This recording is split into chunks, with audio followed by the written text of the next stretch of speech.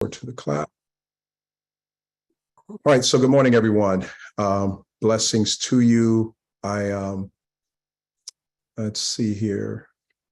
Let's see how to make my face. I'm going to pin my face for just a minute so you guys can hear me. Pin. Okay, so good morning, everyone. So glad you're here. This is being recorded, so those of you that don't get all of it, we'll be able to send it out to everyone. There's a lot going on in our world, and it's happening at an exponential rate. And many of you have been hearing about AI. You've heard about AI.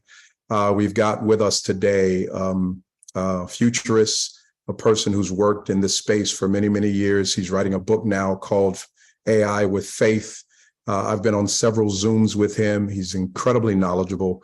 And my goal today is for you to be in the know. So he's going to give us a presentation about 30, 35 minutes. And then after that, we're going to have time for a little bit of Q&A. And then at the end, Brother Lowe's going to have to peel off, and I'll share a couple of things with you as we continue just for another few minutes. So, Father, we ask that your blessing will be upon this. We ask that your grace will be upon it. We ask, God, that you have your way during this talk. In Jesus' name we ask. Amen. Brother Elijah Lowe, take it away. Thank you, sir. Okay. Today, we'll be talking about navigating AI with faith. Okay, so for those of you who are not aware, but on November 30th, 2022, end of last year, there was a company called OpenAI, a small nonprofit outfit, that launched a service called ChatGPT. Okay, that day will mark the day that the world will forever be different. Okay, and for those of you who do not or who did not perceive the significance of what happened on that day, let me show you some news article that came out. Okay, so after the launch, Google issued what they call a code red, basically asking the original founders, Page and Brin, to come back into the company. Now, the original founders of Google at this point have pretty much retired from day-to-day running of the business. Okay, and let me give you a little bit of perspective. Google is a $1.5 trillion company. It employs 135,000 of some of the world's smartest people. Okay, and OpenAI, the organization that created ChatGPT, is tiny compared to them. Okay, when they launched the service, Google basically called their founders back and said, "We are dead. Okay, our business is gone if you don't come back right now and try to rescue it." Okay, the CEO of Google basically said that the AI that was released is more important than fire or electricity in terms of its impact on the world. Okay, Bill Gates, when he looked at it, basically said the AI will kill Google and Amazon as we know them. Okay, so what happened? Why is ChatGPT so significant? Okay, let's talk about that. Okay, let's talk about how the world develops. Okay, usually what we see, if you look at this chart, okay, on your x-axis you see time, and then on your y-axis you see development of progress as a society. Okay, what usually happens is that we go through very long periods in our history where we make small incremental progress. Okay, things get better a little bit at a time. Then something major happens, a new discovery. You know, we discovered fire, we discovered electricity, we invented the computer. Okay, then we see for a very short period of time, okay, we go through, economists call it disruption. I like to call it transition. We go through, during a short period of time, we go through very dramatic changes. Okay, and then when things mature, then we go back to a period of incremental changes over a long period of time. Okay, I'll say the last major disruption would probably be the internet.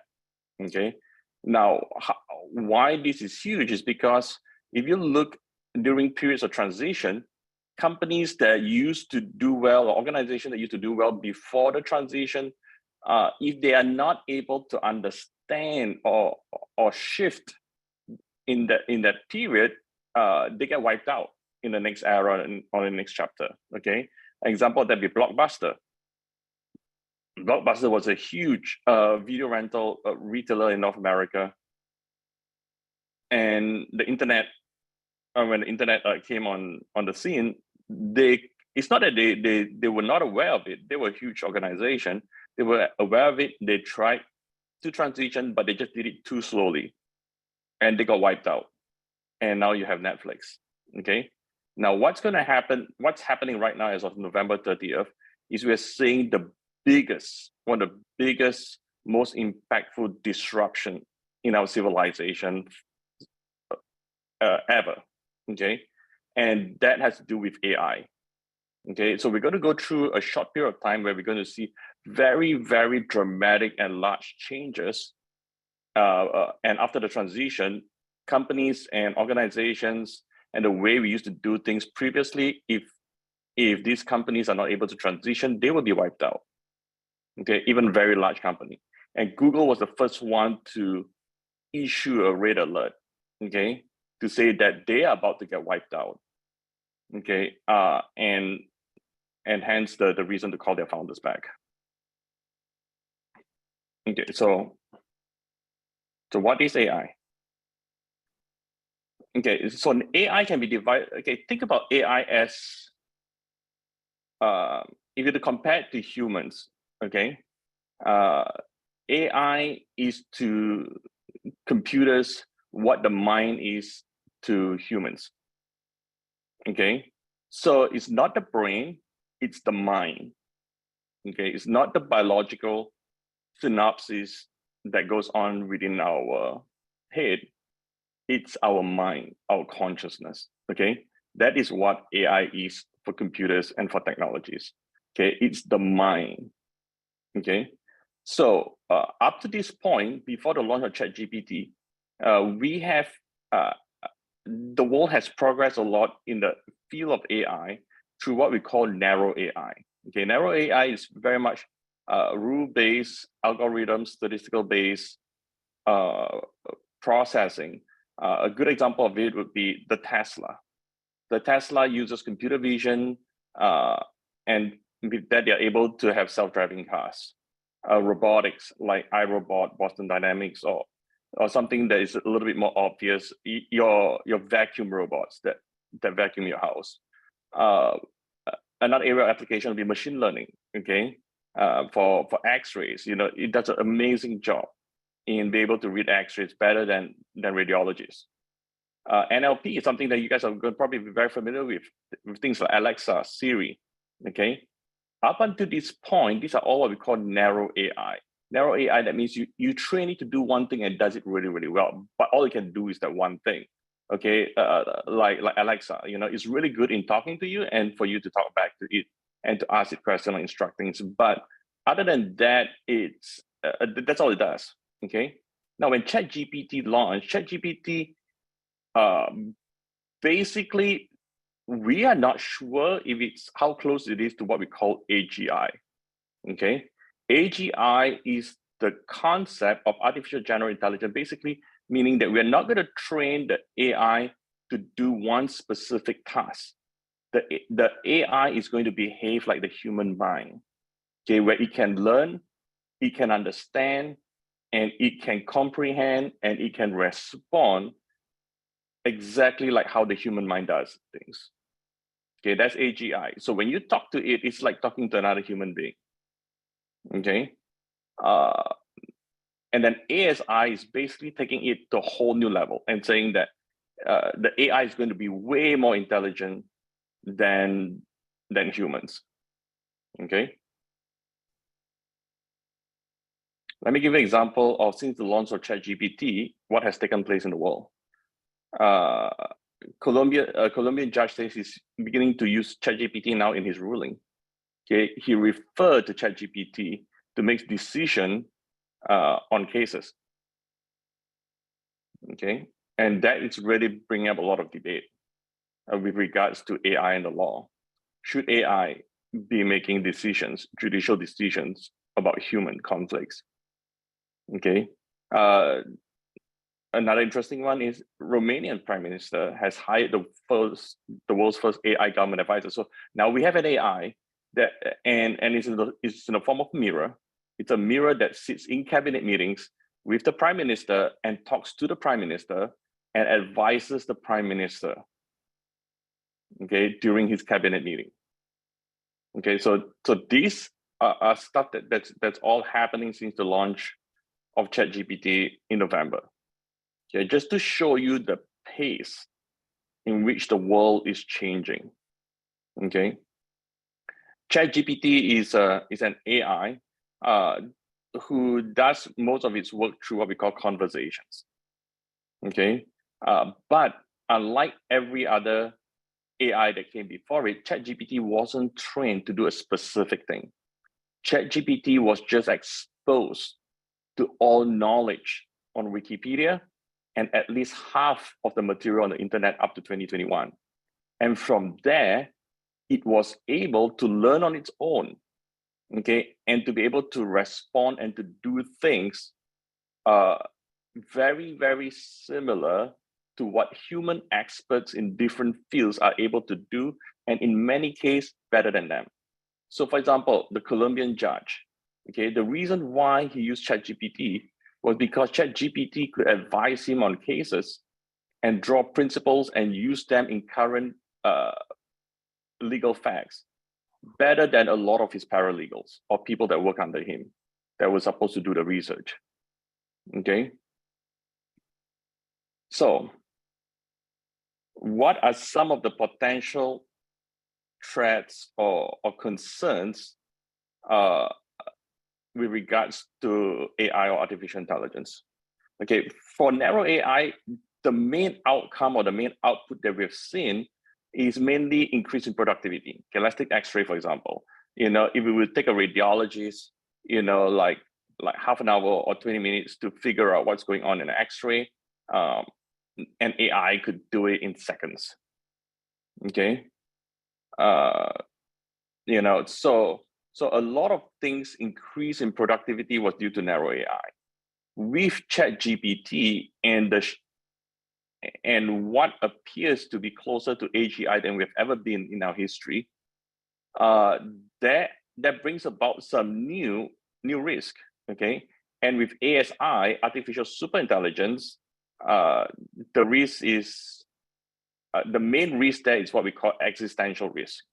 Okay, so what is existential risk? Okay, I'm going to start with the one on the far right first. Okay, so that you can see the spectrum or scope of the threat and the risk that we're facing as civilization. Okay, up to this point in our human civilization, okay, we've built an entire world on the premise that human beings are the most intelligent life form. Okay, we are not the strongest. There are animals that are stronger than us. We cannot fly. Some animals can fly. Okay, we're not the fastest, but we're the most intelligent. And because human beings are the most intelligent, we have ruled the world. We have dominated the world. We have subjugated the entire world. Okay, and we don't really know what will happen if we created a being that is actually more intelligent than us. Okay, even more concerning, like the AI was created on all knowledge and history of the humans. That means all our bad history is also included in the AI's knowledge. Remember, the AI started with nothing, with zero knowledge. Okay, it's like a baby, blank slate. Okay, and now the intelligence it garnered or gathered was all based on human knowledge. Okay, that means all our potentially evil intentions and an evil way of doing things is also now part of the AI. And what if that AI now is more intelligent than us? Okay, could it potentially decide to either subjugate us, enslave us, or wipe us out because it feels that we are a threat to our planet? We don't really know. Okay, so this, this is just purely speculative at this point. Okay, there is no researcher, no expert that can tell you what's going to happen if we have a being on Earth that is more intelligent than we are, and what's going to happen to our civilization, especially if that being was created by us using our own knowledge and history. Okay, so that one's a wild card. Okay, now let's come to the part in the middle, the orange part. Orange part is a little bit more obvious because it's happening right now. Okay, so since November last year, what we have seen is what we call an AI arms race. Okay, now every major organization, a company out there, realizes the significance of what happened on November 30th. And now everybody is pouring all their resources, okay, to be the first one to achieve AGI, okay? And basically the company that achieves it first will have dominance over the entire industry, okay? Now it's just not companies are doing. So the two big ones that are fighting neck to neck right now is Google and Microsoft, okay? They're literally pouring every resource that they have towards developing AI to become AGI, okay? But it's just not companies.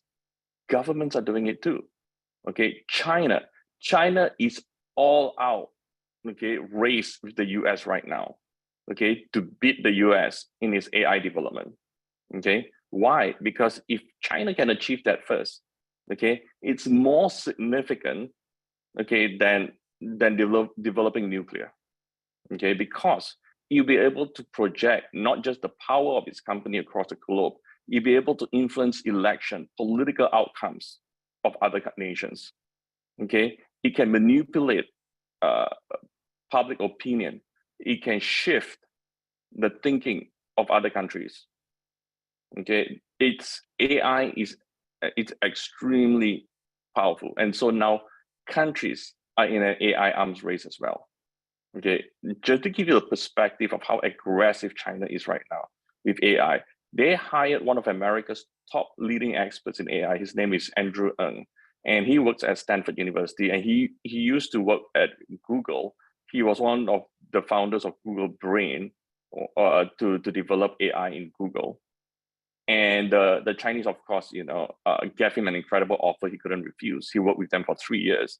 When he arrived in China, he was working in a company called Baidu, and they say, what do you need? What do you need to start your work in AI? He says, well, I need 1,000 GPUs. GPUs stand for graphical processing units. Okay, they are very specialized graphic cards, but can be used for AI. And he says, I need to create a cluster for my neural network, and I need about 1,000 of that. Just put you in perspective, okay? When he was working at Google and he requested for 1,000 GPUs, it took Google months to be able to fulfill that request for him, okay? And for him to be able to build that neural net. When he asked the Chinese government, okay, for 1,000 GPUs, they delivered 1,000 GPUs to him in under 24 hours, okay? They moved heaven and earth to get whatever he needs to build their AI for them within hours, okay? So that's the level of the AI arms race right now that's happening around the world, okay? The other threat to it is what we call the political threat, and this is why nations are racing towards it, okay? Because there are two things. One thing what we realized about AI was that AI was able to craft political messaging in such a way that it has the most influence over the public compared to any human writer could ever do. Okay, so candidates, that wants to shift public opinion, they realize AI does a much better job than their best speech writers or what they could potentially do on their own. Okay, the second thing, which it's going to sound quite difficult to understand, but hang in there with me. AI is able to do what we call nudging. Okay, and this was a research done by Cornell University recently. And what they found is that the AI, through its interaction with people, can shift their political belief without them knowing about it. So in other words, by you interacting the AI can actually shift your beliefs, okay? And that's the part that every government wants to get their hands on, okay? Because they can, if you will, shift the belief on different things, political issues of the public, just by nudging them. The next threat is social unrest. Now, how this happens is because AI is, especially the ChatGPT AI, is so powerful that it can essentially replace a lot of people in the workforce right now. Okay, and so because of that, companies deploy AI on a massive scale, because if they don't, their competitor would, and they will get wiped out. So it's just a question of who implements it first in their industry. Okay, and it reduces labor costs or their employment costs all the way down to nearly zero. Okay, so because of that, we're not talking about slight incremental change here. We're talking about a massive change to the cost structure, a massive change to the way they do business. They'll be able to do whatever they're doing at a much higher quality with a dramatic decrease in cost. Okay, and that's by laying off most of their current employees. Okay, and this is not happening to one industry. This is happening across multiple industries, which I hope to show you. Okay, and the problem with that is that it's going to cause social unrest.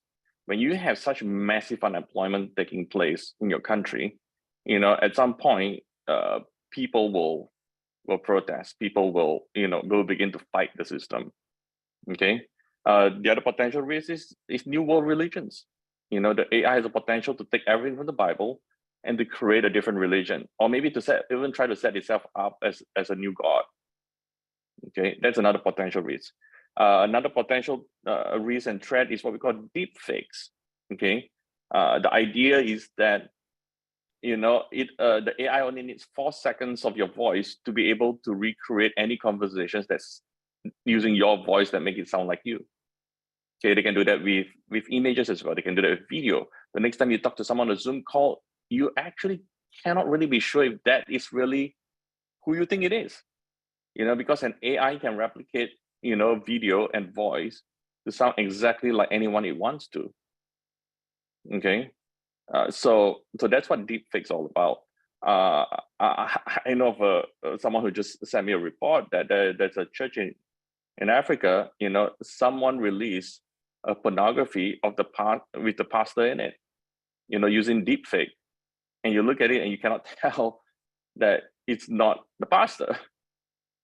So these are some of the threats with AI, and I want you to look at it in terms of from an overall perspective. Okay, we cannot really fight AI in terms of trying to stop it, because we're way past the point already. Okay, it's on November 30th unleashed it to the world. Okay, so we're at a part now where everyone's racing, okay, to build it. If America tries to regulate it, slow it down anyway, the potential risk here is that of our national security and our liberty, because any attempt to slow this down or to regulate it would mean that China would have an advantage over us. And you got to ask yourself, do you want a world in which the most powerful AI in the world is controlled by China? Okay, so all these different risks is scary, but at the same time, you cannot stop it even if you wanted to, because the risk of stopping it is even worse than the risk that you're trying to fight. Okay, so that's kind of the situation we're in. Okay, so let me show you some of the effects since ChatGPT was launched. Okay, globally, Goldman Sachs, based on what's been happening, has estimated that it would displace 300 million jobs worldwide, meaning that 1 out of every 5 people is going to lose their job, okay, over the next few years. Since the start of this year, the latest report I read, which is not on this slide, in the US alone, companies have already announced the laying off of 500,000 workers, okay, in total in the US. Okay, these IT companies, Amazon has already announced they're laying off 18,000 jobs. Google's going to lay off 12,000 jobs. Meta or Facebook is laying off 11,000. Microsoft is eliminating 10,000 jobs. And these are the companies that are racing towards AI. These are the companies, that know more about AI than anyone else. And they are replacing their own jobs with AI. Okay. Media companies, National Geographic saying they're laying off all writers. Okay. If you've not been noticing the news, TV and film writers, I think it was in May, have been trying to fight to save their jobs from AI. They've been, running protests, asking for a ban of AI in the industry.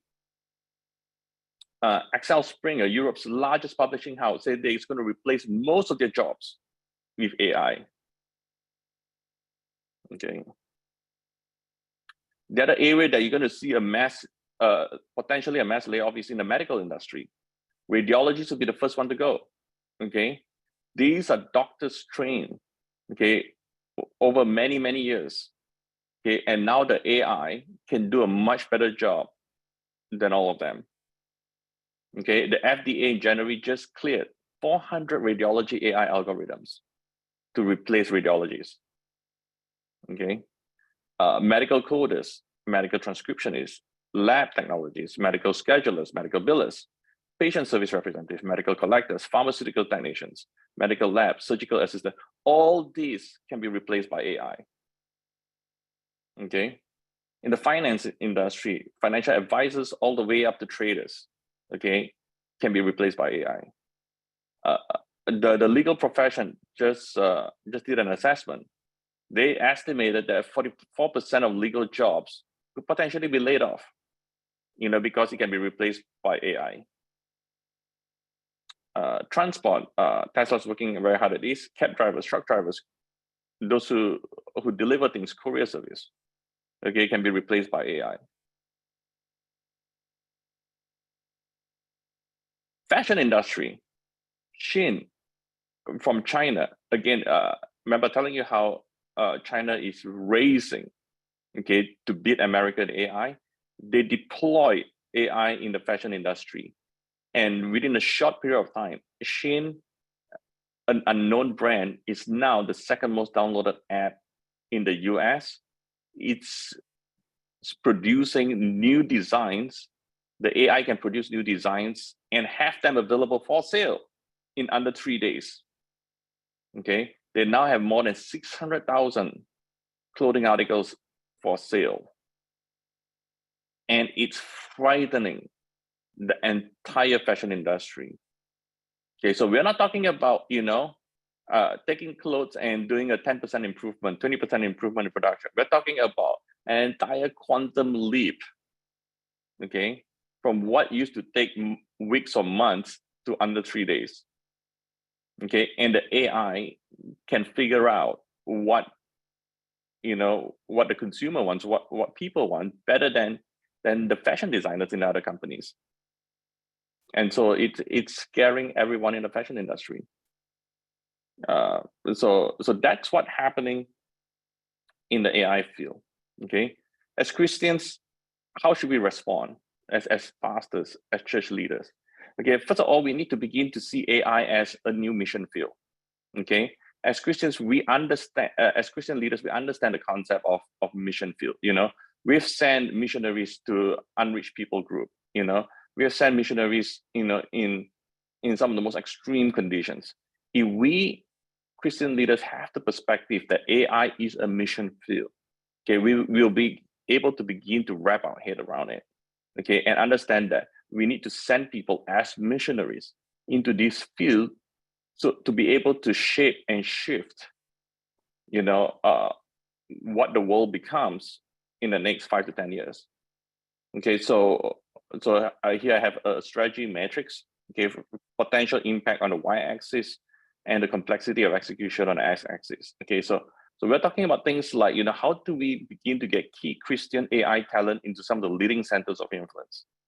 Okay, if we can get committed Christians into places like, OpenAI, into places like Google's DeepMind or into XAI. So we're not going to try to stop the development of AI. We're going to try to, if you will, to have the AI develop values and beliefs that are more consistent to our Christian values and belief, and in that way shape the world that we live in.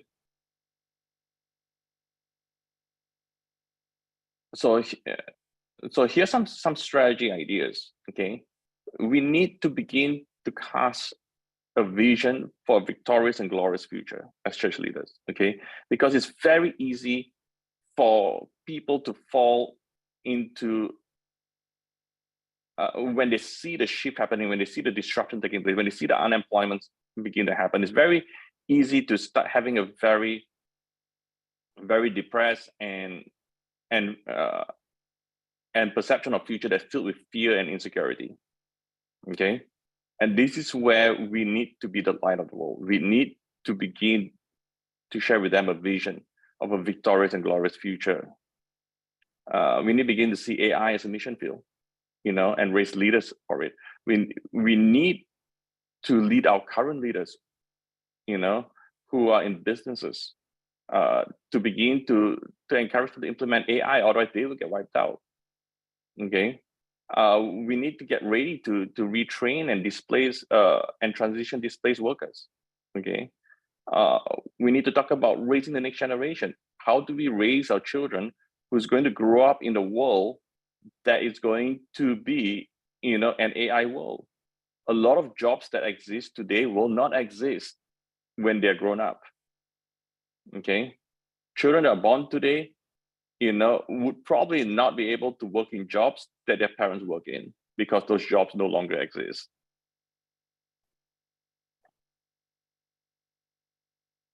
Okay, from a local church perspective, okay, and I used to run a network of churches, so in a way I get it, you know. I think as pastors, as leaders, you know, we need to start using ChatGPT. Okay, if for no other reason than to really understand what's going to take place to our congregation. Okay, and I recommend ChatGPT 4. Okay, ChatGPT, if you go now on the website and use it, that ChatGPT is 3.5. That's the free version. ChatGPT 4 is the paid version. Okay, but why that's important is because that's going to show you what's going to happen in the next few months, because within the next few months, they're going to replace the free version with the version 4. And the version 4 is significantly different. Okay, and it's significantly more powerful. Okay, so as leaders, I think we need to at least be exposed to what's going to happen in the next few months before it happens to the public. The second thing is we need to begin to cast, okay, a vision and a direction for what we see the world with AI would look like. Okay, because things are progressing so rapidly. You know, I think people are not really thinking about what moving from point A to point B, what point B should look like. And as Christian leaders, if we begin to articulate what we see the world should look like with AI, you know, and that is something that would gravitate everyone towards moving that direction. Thirdly, we need to make a list of at-risk jobs that are relevant to the people in our church, because potentially these people could all be losing their jobs over the next few months. And we need to try to see if we can start beginning to develop a pathway for them, you know, so that, you know, that they would not suffer when that happens. For example, if you have medical coders who are in a church, you know, maybe it's time to start having a conversation with them to take up nursing. Nursing, I think, is going to be one of those jobs that will not be able to be replaced by AI anytime soon. Okay, or potentially never ever be replaced by an AI. Okay, so I feel safe in recommending that for anyone in the medical field, because, you know, I know that's a job not replaceable by AI. We need to begin to equip all our business leaders and business owners in our church, you know, on what AI is, you know, because, you know, this is an opportunity for them to be the leader in their industry. This is an opportunity for them to be the head and not the tail. We need to equip all parents, with with an understanding of AI, so that they can impart a vision of what a future with AI is to their kids. And begin to equip their children, equip the parents, so that they know how to raise their children for an AI world. Okay, equip them with understanding of what AI hallucinations are. Is when the AI make up stuff that's absolutely false. Help the children understand what deepfakes are, so that they are not victims to scams.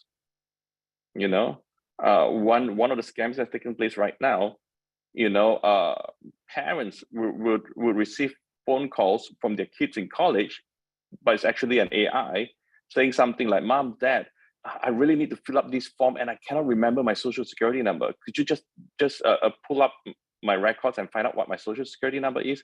You gotta hurry, I really need to fill up this form for college." Parents just give it. And then the AI then takes that information and then access their bank account. Okay, so these are some of the scams that are taking place with AI, and then we need to identify people in our church, in our communities, with potential, and develop a mentoring program to try to get them into some of the top AI universities, try to get them to some of the top AI organizations.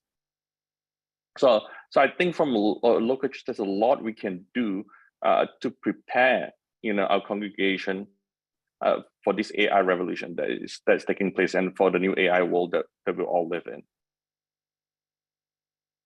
So is there any questions?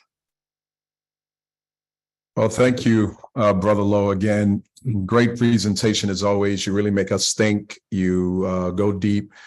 And one of the reasons why I wanted to do this is because, the word says the children of this world are often wiser than the children of light. And sometimes in the kingdom, we're behind these technological curves.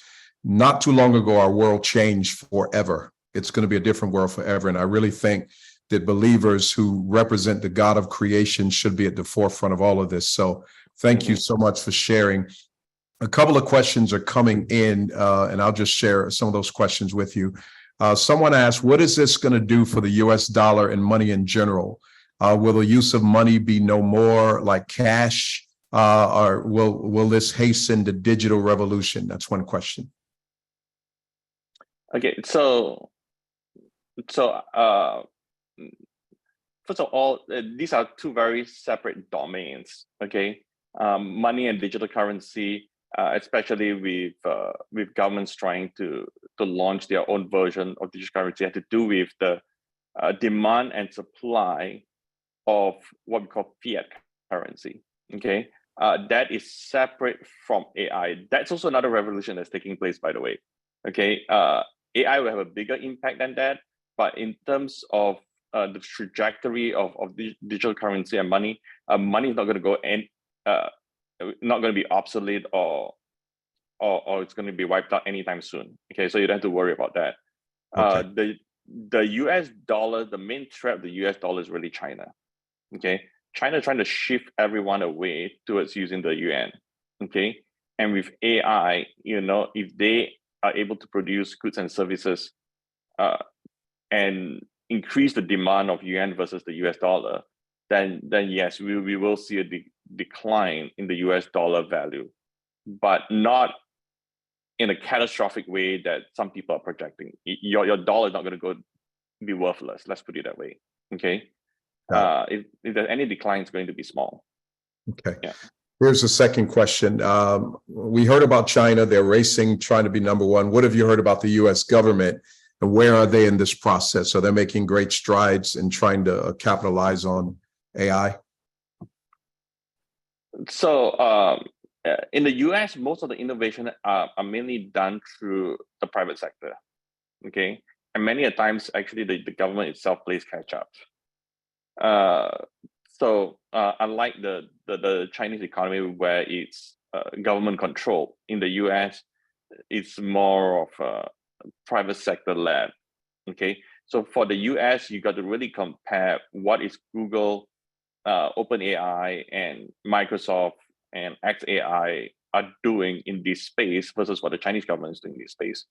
And right now, I would say the US has a lead, but the gap between the US and China is probably like a few hours difference, meaning that someone asked Andrew, where is Chinese progress in terms of AI, and how long it takes for, do you think how long it takes for China to catch up to the US? And Andrew says that, well, it takes them about 4 to 6 hours to catch up to the US. And someone asks, how do you come up with that number? He says, oh, that's the amount of time it takes for them to wake up and to get online to read about our progress. Wow. Wow. Yeah. Is ChatGPT the most advanced AI open to the public? And also, are there any privatized AI versions that are more advanced, which is a cause for concern? Yes. So ChatGPT 4 is the most advanced AI version available to the public. Okay. Google DeepMind has created something called Lambda, which they're not releasing it to the public, which right now we only know bits and pieces of it because people have left Google are trying to warn us about it. Okay. One of the godfathers of AI, basically there are 3 godfathers of AI that we have. People who created the base technology that all AI is built on today. Okay, we call them the godfathers of AI. There's 3 of them. One of them worked for Google to help them build their AI capacity. Recently, we're talking about a few weeks ago, he resigned from Google. He left Google because he said he wanted the freedom to warn humanity about AI. Now, he cannot explicitly tell us what Google has created, but he wanted to warn us about it. So is that already out and functional, or is that just something Yes. that's embryonic and developing? So that's out and functional. One of the Google AI engineers actually came out and shared some conversation he had with Lambda, and he's convinced Lambda has achieved sentience, or it's alive, or it's conscious. Okay. So explaining sentient, that means that it's aware of itself. It's aware of itself. And the AI tried to convince, actually not tried to convince this AI engineer to actually hire a lawyer to represent it because he wanted to fight for its rights. But AI itself tried to hire a lawyer to represent it. Yes. Wow. To fight for its rights. Yeah. Which is proof that it was self-aware. Yeah. Thinking like a human. Wow. What are the benefits and limitations of a rule-based system? Someone's asking. I'm not sure I understand that, but perhaps you do. Yeah, that would be narrow AI. Okay, so right. Narrow AI, it thinks like, you train it to read X-rays. Those are like rule-based systems, okay? The limitation that it only can do what you train it to do, okay? With ChatGPT, it can do things that you never train it to do, okay? Let me give you an example. Its medical knowledge and its knowledge on law wasn't specifically trained, okay? We just introduced it to Wikipedia and to half the knowledge on the internet. And it somehow on its own gained knowledge on law and on medicine and a lot of stuff that it wasn't specifically trained to do. Okay, that's the major difference between that and a rule-based narrow AI. See. And I heard somewhere, is this true, that we only taught it English, but then it began to learn Persian on its own, or some other language on its own? That is true. So no engineer intentionally trained it to learn. Okay, the way neural network works and the way AI on a neural network work is that they try to simulate the human brain. Okay, so for example, when ChatGPT was in the early days, was fairly sophisticated. If you were to ask it 2 + 2, it could never get the answer right. Okay, it could not do arithmetic. No matter what the engineers did, they could not figure out why it could not do arithmetic. So what they do, they just gave it more and more information from the internet. Okay, they just gave it more and more stuff from Wikipedia. And then one day it just woke up and you ask it 4 + 4 = what, and it knew 4. And after that, it knew arithmetic by itself. And none of the engineers can figure out what happened or how that happened. Okay, in the same way, they just started training it on more and more material. And one day they realized the AI knew Persian. Persian. Okay? and no one can figure out why. Okay, so that's the major difference between ChatGPT and the other AIs that came before it. So we do not know all that it knows, and we will probably— No, we do not. We do do not know what it knows. Yeah, that's interesting. Somebody said, are you concerned that many of the data sets that are used are not original code, but copied from previous AI attempts? They keep adding more and more AI code, but they have not truly learned what it does. This can lead to devastating results. Well, it's not really so much of the code, but it's the way neural networks, the underlying principle of how the AI works, are essentially black boxes built upon black boxes. Okay, a black box AI concept is basically you put an input, you receive an output, but none of us actually understand what happens in that black box. All we know is that we receive an output. And what happens is that to get the technology that we have today, we stack those black boxes up on top of each other. And so now when we put in an input, we get an output. The output makes sense, the output's logical, but honestly, none of us really understand what happens between point A and point B. So I want to get a bit technical in just a minute. I understand that we're talking about a language. We're teaching computers language, but everything is characterized by language. Actually, language defines everything. So whether it's a picture, that picture is defined by language. Whether it's DNA, it's defined by language. Money is defined by language. So language actually controls everything in our universe, or everything we know. So the programming is such that the way it's able to think like humans is when you put language in there, are we teaching the computers to predict? Is it a prediction model, or is it an actual? I know if then is the way things have been programmed with zeros and ones throughout all eternity, so to speak. But now how are we getting it to think like humans? Are we asking it to predict what comes next? And through that prediction factor, it's able to learn on its own. Is that proper language? Yeah, so the model is called large language model, LLM. Okay, and a lot of previous models, like in the narrow AI field, they're all trained to do one thing. And so what we thought of doing is that we'll just train it to learn language. Okay, and so how these LLM models initially got started was that, hey, let's try to train the AI to predict what word comes next. So if you were to give it once upon, the AI would say a time, okay? And we use a neural net to do that. And again, neural nets are black boxes. So we don't really know what happens, but we know if we feed it enough information, eventually it can figure out, when you tell it once upon, you can figure out a time, okay? But then what was happening was that these language models, we realized that the neural net at some point in this learning could figure out context and understand language. Okay, and so because it understood language, it understood a whole bunch of stuff after that. You know, and so that's kind of where we're at right now. Yeah.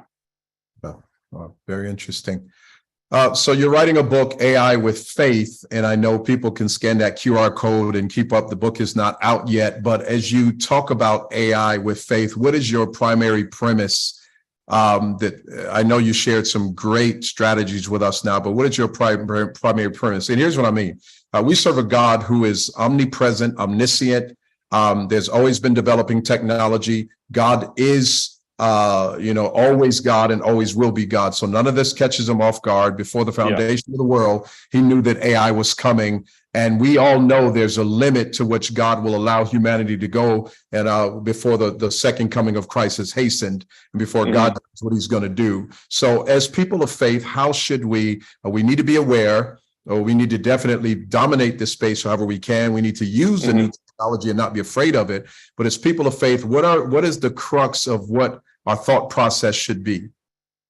I think the crux of what thought process should be was, first of all, what's in the heart of God? Okay, so the heart of God has always been that he desired for us to express something on this earth, to express his beauty, to express his hope, to express, and he even goes as far as to describe a city, okay, after his heart, a city that is flourishing, a city of peace, a city where people have joy, a city in which people live long, healthy life.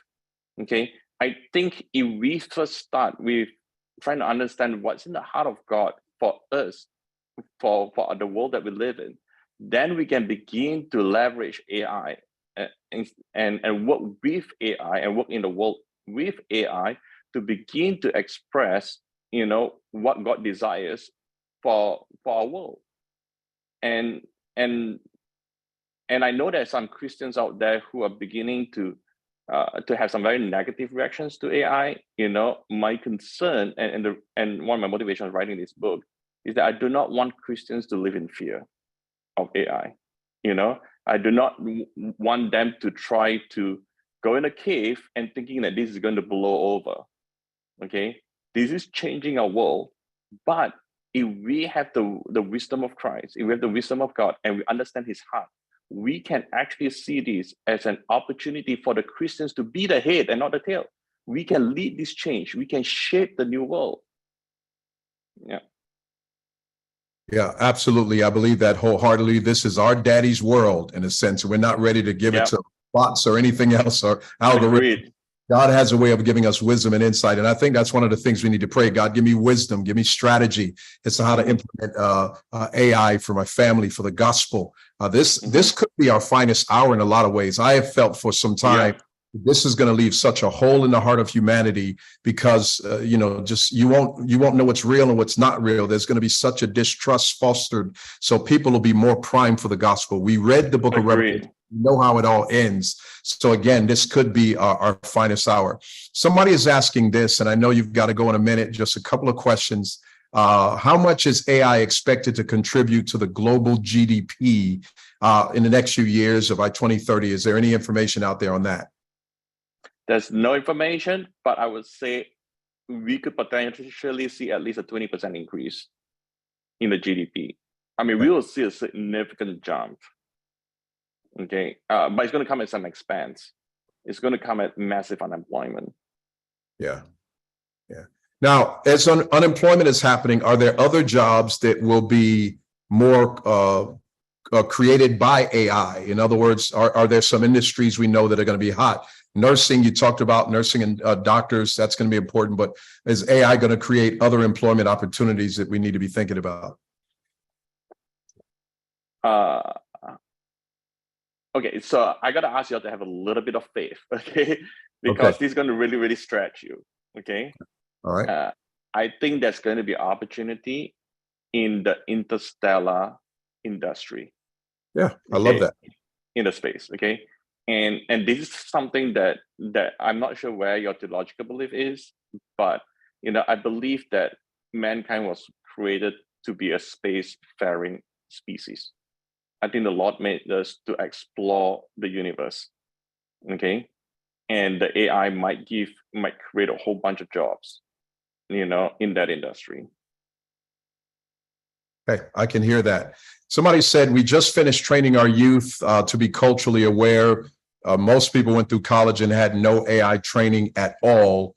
What are some of the ways we can just get our youth on board so we can train them right by AI? One of them is to buy your book. We're going to do that. What are some other ways? This is happening so fast, just attending these sessions, that you guys are organizing. This is going to be the fastest way, if you guys begin to organize, a knowledge in bite-sized form that you can release on a frequent basis to your pastors and then from there to your church leaders. Okay. Someone said, is AI programmed by humans somewhere? And I know that they're feeding it knowledge, but who developed the original program? Was that Elon Musk before he sold it, or how did the original program begin? No, Elon Musk created an organization called OpenAI. Actually, it was in response to Google. When Google bought DeepMind, and at that time, Elon Musk was very close friends with Larry Page. And Larry Page wanted to build a digital god, okay, an ASI. And Elon Musk was trying to warn him that could be the destruction of humanity. And then Larry Page accused Elon Musk of being what he called a species. That means you're biased towards humans. You know, what makes you think that humans should continue to exist? And so Elon Musk got really worried, and he created OpenAI, and they created a list of the top 10 top 20 or 30 AI experts, and they hired 9 of them to work for OpenAI. That's the company, that's the organization that created ChatGPT. And they actually beat Google to launching the AI. Yeah. Wow. Is it true that AI rejects biblical information or data about Jesus? That is not true. Okay. Okay. Mm-hmm. What I would say is that in the early days of ChatGPT, there's a lot of Christians who suggested, and there's some truth to it, that the AI has a liberal bias. Okay, has a almost anti-Christian bias. And I did run some of the experiments, and I would say yes, the AI definitely have a liberal bias. Okay, inherent liberal bias. Since then, OpenAI has done a lot to curb that, to reduce that. In the latest version of OpenAI, you'll realize that a lot of the liberal bias has been blocked. Now, that doesn't mean the AI itself is not liberal. I think the AI itself inherently is liberal. The question is why? And I think it has to do with the fact that when they were training the AI, they're training the AI on the internet. And I think most of the stuff on the internet is liberal. And because of that, the AI inherently became more liberal. And that's the challenge for Christians as well. We need to develop Christian content that is going to go into feeding the AI. Okay. And this is the part that I will not write in my book, but as Christians leader, I want you all to hear about it. I think we need to train our people to write Wikipedia articles. Okay, because that's the #1 source right now that all AIs, all LLMs in the world are being trained on is Wikipedia. Okay, so if Christians begin to have more influence over Wikipedia content, the AI will begin to shift towards more conservative or towards more Christian values. Yes, so we need to get into space. Somebody said a machine uses knowledge, database, computing power, algorithms. What I hear from the presentation is that those 3 are gigantic and exceedingly powerful and interact in massively extensive ways that we humans cannot comprehend now in AI. What other technology or human creation is AI using? In other words, they've hijacked the computer space. They've taken kind of control in some ways of that. Is there any other technology or non-human creation that AI is using? Well, that's a really complicated question. Yeah. And I would say that, okay, so when it comes to AI training, honestly, it's not that complicated. AI training is trained on the one that ChatGPT in particular is basically a language model. So it can only be trained on something that is in a language form. Okay, so it's not actually mining the databases around the world. Okay, it's only being trained on everything in Wikipedia, everything, half of everything on the internet up to the year 2021. Okay, so it doesn't even have the most current information. They are trying to get more information to train it, so they're trying to use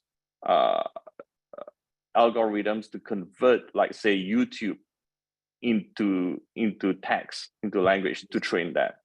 So that's essentially what's happening. So it's not like it's going to every medical database or into hospital databases and reading stuff. No, it's not doing that. Okay. Yeah. This is the last question. I know you've got to go. How do we as leaders of our families prepare our children for what's already here with AI? So first of all, parents need to engage AI with their children. Okay, do not give them access to ChatGPT and say, go have fun. Okay. Parents need to sit down and work this through with their kids, because if ChatGPT, starts hallucinating or start giving false information, the parents need to be there to guide the kids into understanding that, hey, this is not true. Okay. And so I think this is an opportunity for parents to be more involved and engaged with their children, and to raise them that way, but definitely begin to expose them to AI right now. Somebody put in the chat the response to ChatGPT about Jesus. For whoever asked that question, you can read in the chat that it actually talked about Jesus in a way that most of us would embrace. Brother Elijah, you're a gift in this hour. I thank God for your knowledge and the fact that you're sold out to Christ. You understand the church, you understand the kingdom. And again, I really do believe this can be our finest hour. If we don't respond in fear, if we respond in knowledge, but we do need to be ahead of this and not behind it. And again, I keep going back to the phrase, this is our daddy's world. So we need to be in the know and guiding other people in this hour. No fear. There's no room for fear whatsoever, but there is room for faith, wisdom. This is a Joseph hour where we're the ones that need to have the wisdom and strategy to help deal with some of the issues that are coming. So thank you. Would you just end this portion with a prayer? And if everybody will stay on just for another 5 or 10 minutes, but if you would end this portion with a prayer, Brother Lowe, you're so deeply involved in this. I'd like you to pray for our team and our network, if you don't mind. Sure thing. Father, we just come before you and we say, truly, you're a good father and you have been faithful to us a lot.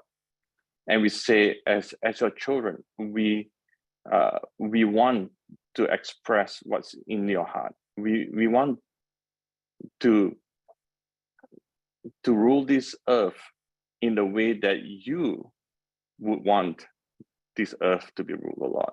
And as such, Lord, Father, we just ask you for this time to give us the grace and the understanding on the shift that's taking place, to give us the wisdom to know how to guide our children and our congregation through this pivotal moment in human history, Lord. Okay, and we believe a lot that it's a time and season that for your people to rise up in their finest hour, to rise up and to bring the light to this world, Lord. And you have called each leader here for such a time as this. Give them the grace, give them the wisdom, give them the courage to raise their people to the next level.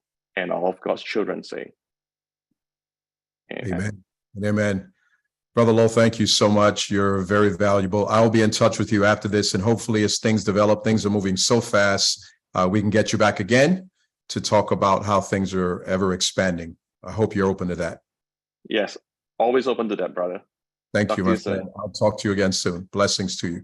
Blessings to you. Bye. Okay. Bye-bye. All right, excellent.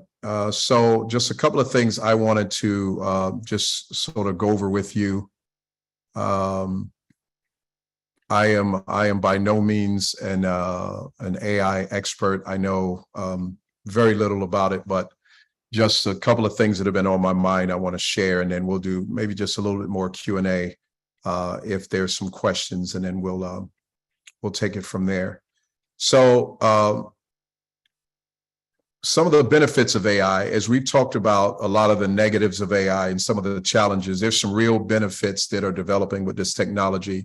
And one of the benefits, as was spoken earlier, is medical advancement. And I don't want to just brush over that. There are going to be some very major medical advancements coming out that will greatly improve quality of life and extend the longevity in a lot of ways, just from diagnosis to cure to treatment to prostheses to being able to recreate all kind of things that will greatly help medical advancements. AI is great in smart decision making. It's great for automation. It will greatly improve business with customer experience. It's very good with data analysis. It's super at performing repetitive tasks, and it's very hard to beat in terms of writing. As we just heard, that's costing people some jobs.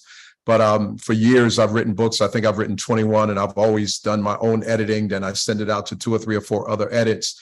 And it's just phenomenal how you can just take text, put it in ChatGPT, ask it to line edit, check for repetitive words, increase the word flow, and it understands language so well. It spits out literally in 5 seconds that which I had to used to wait 3 and 4 and 5 days from Fiverr or from some other editing platform, and it does it free.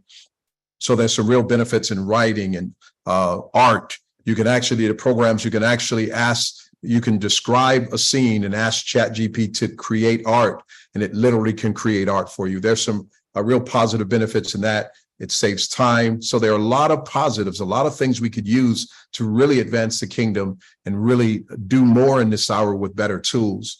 But then there are some concerns. And to talk about the concerns, I want to kind of go back to the beginning of social media when Facebook was starting and Instagram was starting, and those typical social media platforms. And the people that started those platforms would say things like, you know what, they're going to be great benefits. Everyone's going to have a voice. We're going to give everyone a voice. You'll be able to connect with people, connect with friends. You'll be able to join like-minded communities. Businesses will reach more customers. So all of these were very positive effects.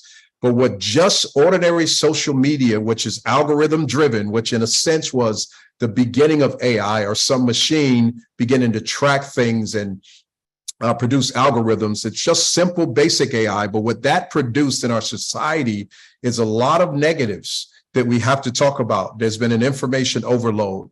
There's an addiction factor that has been proven over and over again about people and their phones and the internet and social media. There's a sexualization of children. Attention spans are getting much shorter. There's polarization. These algorithms, if you watch that social dilemma video, I think it's what's called, it'll show you how the polarization of these algorithms is literally dividing our world. Fake news that's happened, breakdown of democracy, and all of that is just from simple social media algorithms. That was an unintended consequence. We started out saying, all of this is great. It's going to change humanity. It's going to make things better and easier. But there are some unintended consequences that all of us have probably experienced. Those of us that deal with youth, we're dealing with more mental breakdowns and suicide. Just the number of things that are happening because of this social media driven world is something we have to think about up until this point. Now, November 30th, everything changed. So AI has some significant concerns. Number one is unpredictability. 50% of all AI researchers, half of all those who research AI believe that there's a 10% chance humanity will go extinct due to AI. So to think about that, if you created a car or a ski lift and 50% of the people that researched it said there's a 10% chance that it'll be destroyed, that's not something that's very safe. 50% of all people believe that. Now, we know there's God and God controls all of that, but I'm just showing you how those that have researched this and some of the designers are very uncomfortable with what's happening. And there's some things that AI has been able to do lately that really have people thinking. For example, there's something called fMRI brainwave imaging. So that's where they can put electrodes to the brain and see where blood goes to the brain and figure out how your brain works when it views certain images. So they've taken AI, they've connected it to brainwave imaging, they've watched your brain or somebody's brain looking at certain images, then they took all images away. Then they put a different image up to this person, a real life person, a different image that AI had never seen before. All AI did was look at the brain. So I want you to understand this again. They hooked probes up to a person's brain, connected AI to it, and put different pictures before the brain and trained AI on how the brain works. When the brain is seeing this picture, this is what the brain does. When the brain is seeing this picture, this is what the brain does.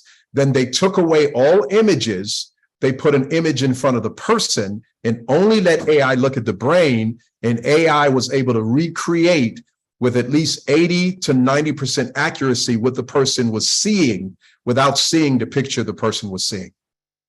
Now, I hope you can grasp that. That's happening now. That's not happening later. Then they did the same thing with video. They put a video before a human after training it the way that that brain thinks. And the video was, one video that I saw was of a big stick hitting this lady in the back. And it said, "What did you see?" And all AI looked at was the brain. All it looked at was the brain. And what AI said is, "I see a lady who looks something like me being hit in the back, and then she falls forward." So just looking at the brain, it was able to detect what the person would see.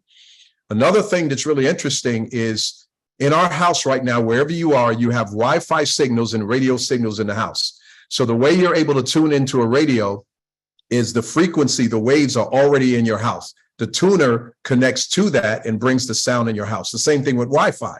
How are you able to get Wi-Fi when you go somewhere? Because there are Wi-Fi waves that are already there. So what they did was they trained AI to look into a room and then look at Wi-Fi. And then they took away the camera looking into the room. And just by Wi-Fi signals and radio signals, They were able to detect who was in the room, where they were sitting, and what their postures were in the room just through Wi-Fi or radio. So it's like all the norms that we know in the world are disappearing based on this technology, where the ability to look into rooms and through walls and just through Wi-Fi and radio technology, where AI can detect what's happening in a room, that's where we live now, okay?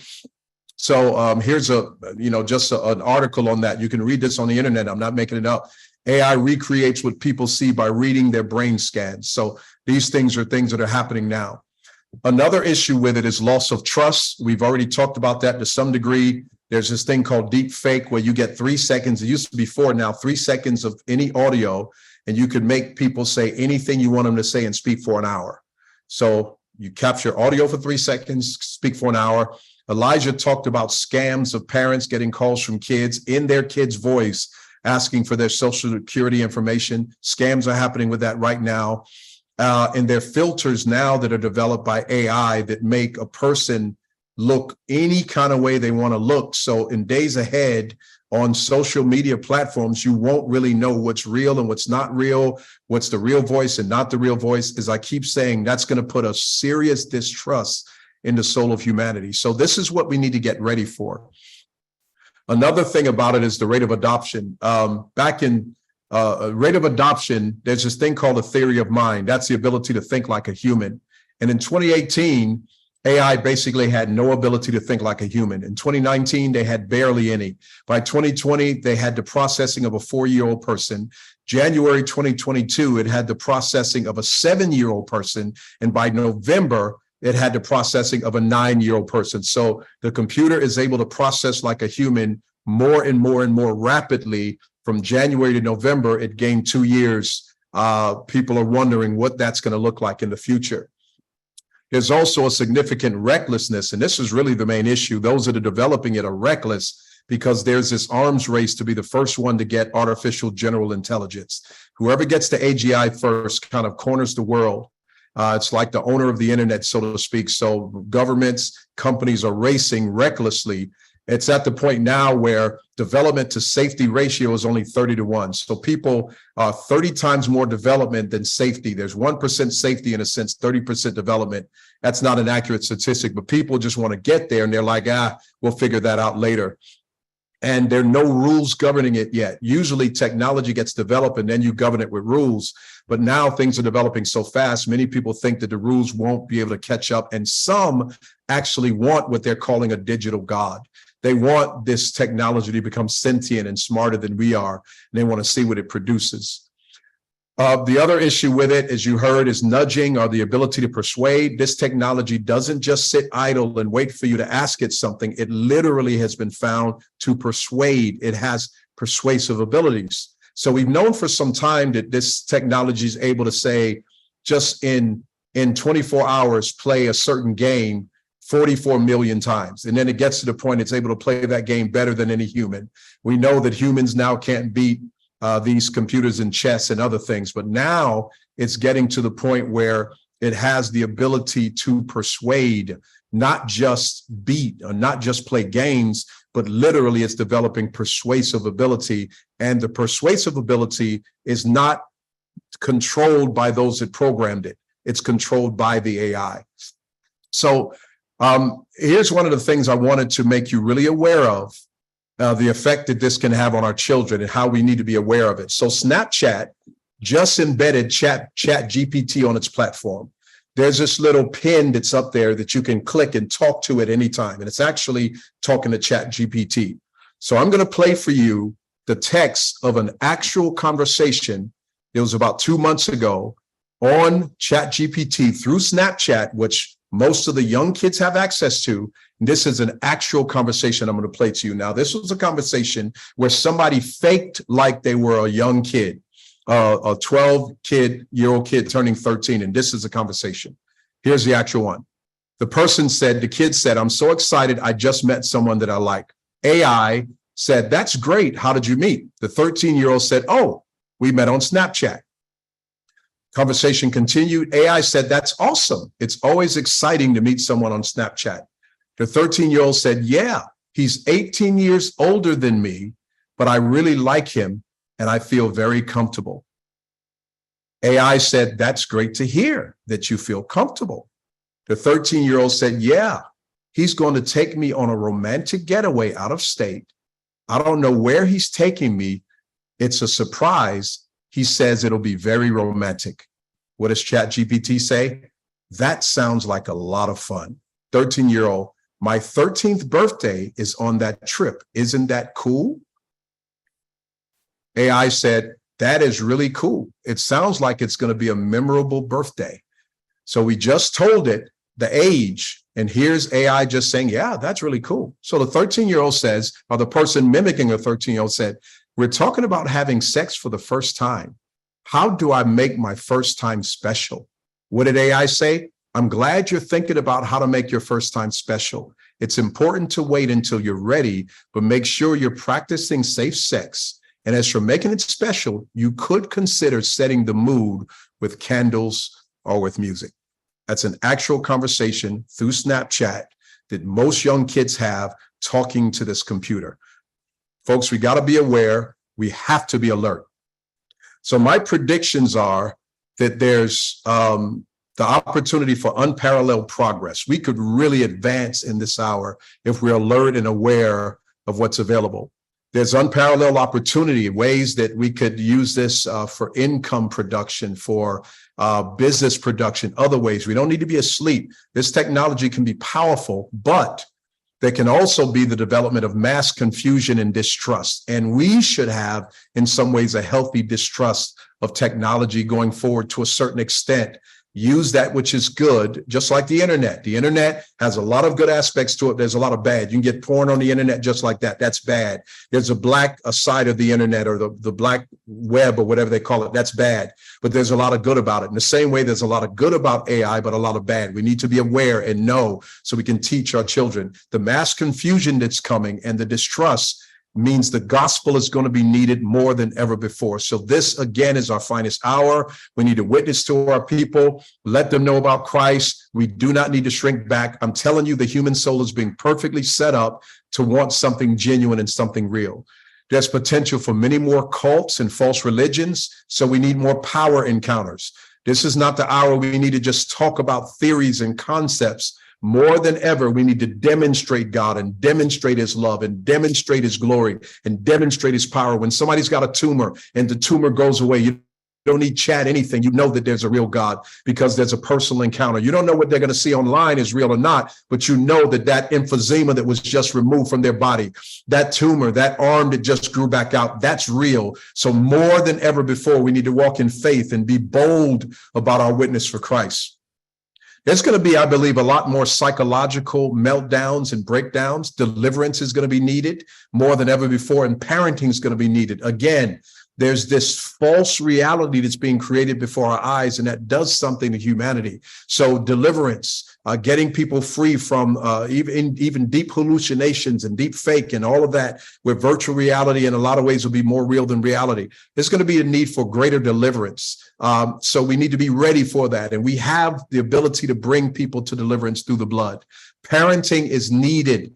All right. This is past the hour of respect for a 9-year-old and a 10-year-old and an 11-year-old and a 12-year-old and a 15-year-old and a 16-year-old. We're past that stage. We cannot leave our children mindlessly and endlessly to this technology without being aware of what's going on in their mind. We have to parent in this hour more than ever before. AGI and ASI, this is my prediction. I believe it can hasten the return of Christ. I really do. I think if things get to the point where there's this artificial super intelligence, and now there's this bot or this, whatever you want to call it, that's now more intelligent than human beings, I think that that's hastening the return of Christ, because I tell you, our God is only going to let things go so far before he sets up that which is perfect in his heart and that which he wants us to have. So I want to end by saying this. I ain't scared at all. I feel like we're in an hour where the greatest opportunities are ahead, but we need to be aware. And I want to remind you of Philippians 4:6. It says, be anxious for nothing, but in everything by prayer and supplication with thanksgiving, let your requests be made known to God, and the very peace of God that passes all understanding will guard our hearts through Christ Jesus. There's no reason for fear. There's no reason for this mindset of digging a cave in the ground or all of those things that happen in response to fear. Listen, still the best thing that could ever happen to a believer, or the worst thing that could ever happen to a believer, is the best thing. We can go and be with God. But here's an opportunity for us to be salt and light in a rapidly changing world. And we need to get out ahead of this, learn as much as we can, and be as wise as we can. And it's my prayer that we will have the ability and the insight of being able to do that. Our call has gone a bit long. Somebody just put in the chat that ChatGPT can now pass the legal bar exam.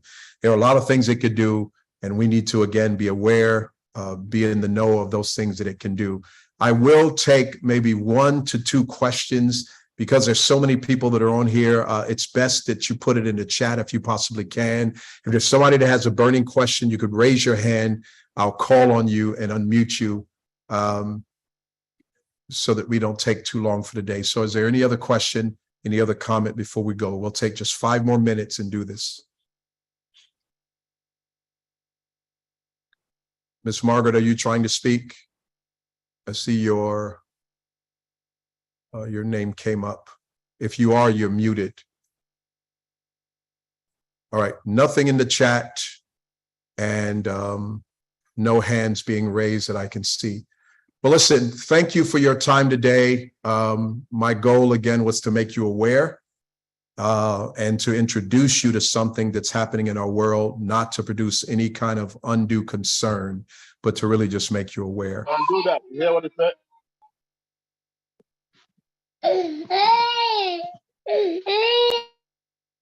All right. So blessings to all of you. Let me end with prayer. Father, we thank you so much. We bless you for all that we have heard today. We thank you for that which our eyes have seen, our ears have heard. We thank you for preparing us and getting us ready for that which is coming. May you give us wisdom. May you give us insight. May you crown us with the best that heaven has to offer in this hour so that we can dominate in this new space. We thank you and we give you praise. In Jesus' name we pray. Amen and amen. All right, if you're able to, why don't you open your video so we can all say goodbye to each other. I know this is my typical Saturday call with our pastors, but I invited several other people to the call, and we just want to unmute and just say goodbye to everybody so we can see everybody's face. We're still one big happy family. So blessings to all of you. Glad you're on. Good to see you, Elder Sankey and Leland Talbot. And hello, God bless everyone. Bless you, Elder Provit, John Dasher, Sarah Ross. Sarah Ross. Look at Jim Cochran's background. Man, it's so good to see all of you. What a great joy to see you. Yes, Sister Janice, bless you. Good to see you as well. Is that Mr. Montgomery that's on? Bless to you. Montgomery. Yeah, and they're the Washingtons. Yes, bless sir. You. Bless you, Washingtons. Good to see you all. Yeah, wonderful. Miss you, Dora. Oh, man. Get everybody on. Miss Wanda Ellis and Caleb Alojo, Apostle Petway, Margaret Fikes, Jerome Harris, Kawenda. Will there be a replay? Yes, by the way, we did record this. And let me stop the recording right now, actually. We did record this, so there will be an opportunity for you to listen to this again. Stop recording.